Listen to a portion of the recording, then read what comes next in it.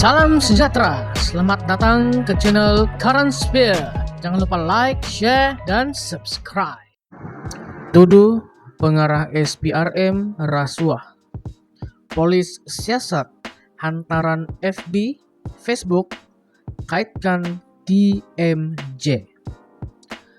Polis telah menerima laporan dan sedang menjalankan siasatan berhubung satu hantaran Facebook klub penyokong PAS Malaysia yang mengaitkan pemangku Sultan Johor Tunku Mahkota Ismail dalam tuduhan rasuah terhadap individu. Ketua Polis Johor CPM Kumar berkata, hantaran itu mendakwa Tunku Mahkota Ismail mengatakan pengarah Bagian Pencegahan Pengubahan Wang Haram AML Suruhanjaya Pencegahan Rasuah Malaysia SPRM Datuk Muhammad Zamri Zainul Abidin meminta rasuah berjumlah RM20 juta daripada Qatar Holdings pada 28 Januari tahun lepas. Kumar berkata laporan berhubung dakwaan itu dibuat di Balai Polis Bandar Penawar, Kota Tinggi kira-kira 4.05 petang semalam. Siasatan dijalankan oleh Unit Siasatan Jenayah Terkelas, Bahagian Pendakwaan, Undang-Undang Jabatan Siasatan Jenayah Bukit Aman di bawah Seksyen 4-1 Akta Hasutan 1948 dan Seksyen 233 Akta Komunikasi dan Multimedia 1998.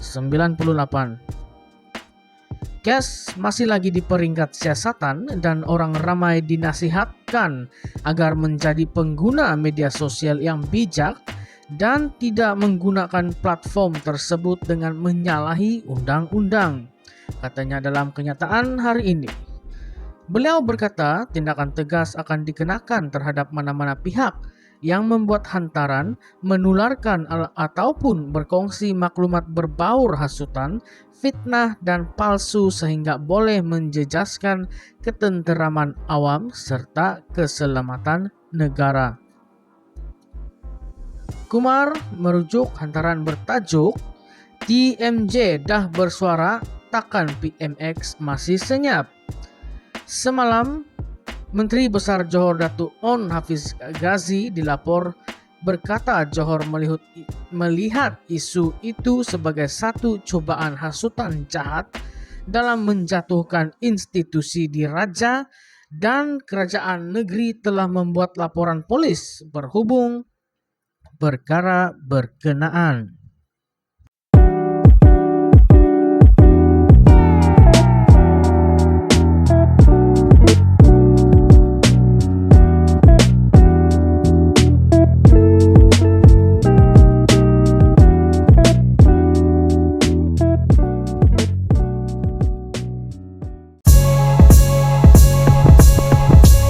Salam sejahtera, selamat datang ke channel Current Sphere. Jangan lupa like, share, dan subscribe. Malaysia memiliki potensi jadi negara kuasa besar ekonomi di rantau ini. Anwar. Kuala Lumpur. Malaysia memiliki potensi luas untuk muncul sebagai negara kuasa besar ekonomi di rantau ini, kata Perdana Menteri Datuk Seri Anwar Ibrahim. Anwar ketika berucap pada Majlis Makan Tengah Hari Mesyuarat Agung ke-47 Dewan Perniagaan Amerika Malaysia AMCHAM menegaskan Malaysia mesti kekal sebagai negara perdagangan dan terbuka kepada perlaburan. Kami menyatakan dengan sangat jelas kerajaan akan menyokong pelaburan dari luar negara, terutama dari Amerika Syarikat, kata beliau merujuk kepada isu domestik berkaitan dengan BlackRock.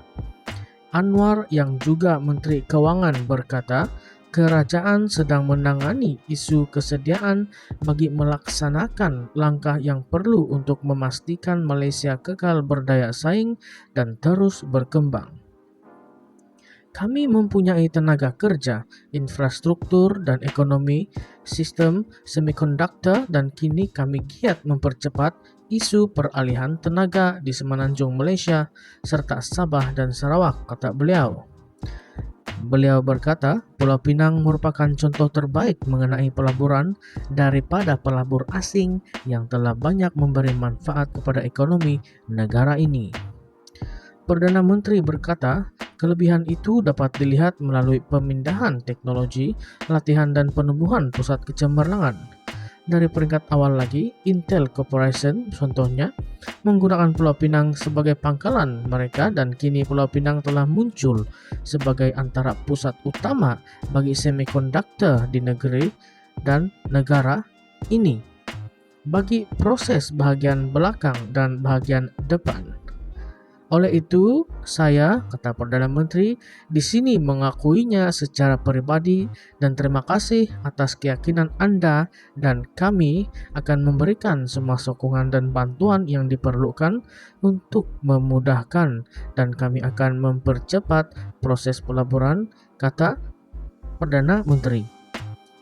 Dia juga berkata, walaupun terdapat peningkatan pelaburan dari Eropa, khususnya Jerman dan Netherlands, dan juga China, namun secara kumulatif, Amerika Syarikat merupakan pelabur terbesar di Malaysia.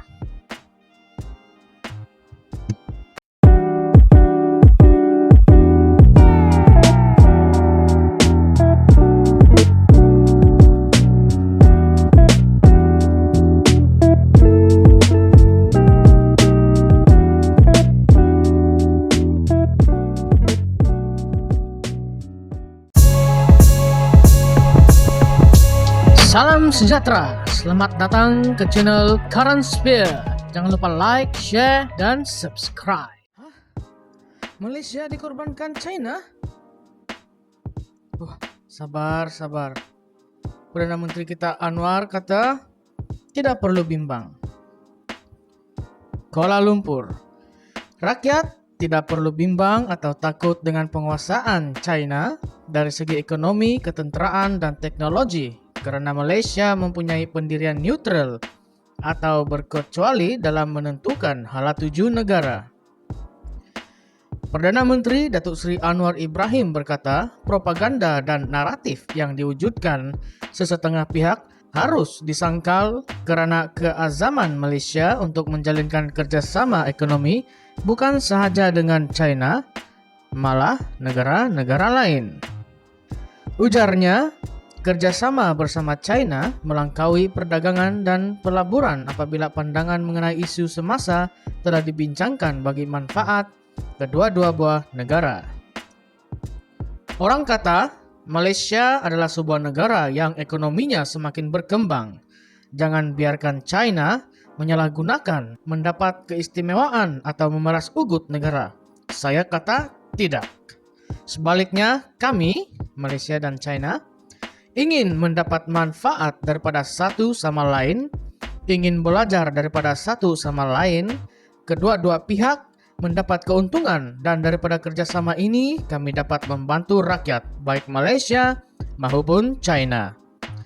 Kebimbangan kita hari ini adalah masa depan anak-anak kita, kualiti pendidikan, kemudahan melalui TVET, melalui kecerdasan buatan, AI, dan digital.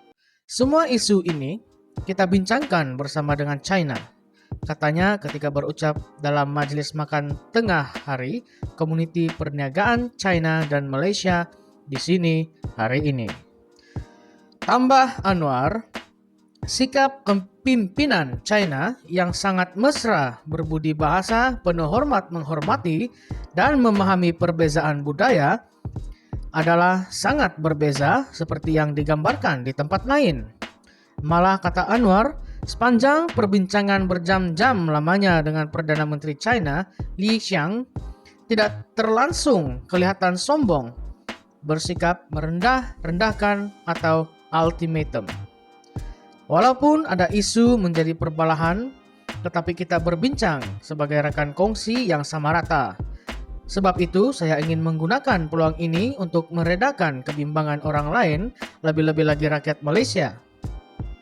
Dalam kebanyakan perjumpaan saya dengan ramai rekan di luar negara, terutamanya Barat, soalan asas yang ditanya ialah sama ada hubungan komprehensif dan strategik dua hala yang dipertingkatkan bersama China akan mengorbankan Malaysia sebagai sebuah negara kecil.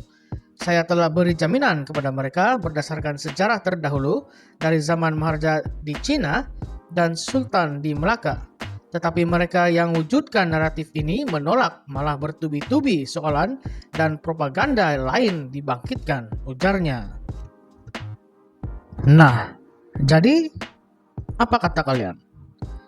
Adakah keputusan Perdana Menteri ini satu keputusan yang akan membawa hala tuju yang lebih besar kepada negara kita? Ataupun sebaliknya? Utarakan pendapat Anda semua di ruangan komen. Terima kasih.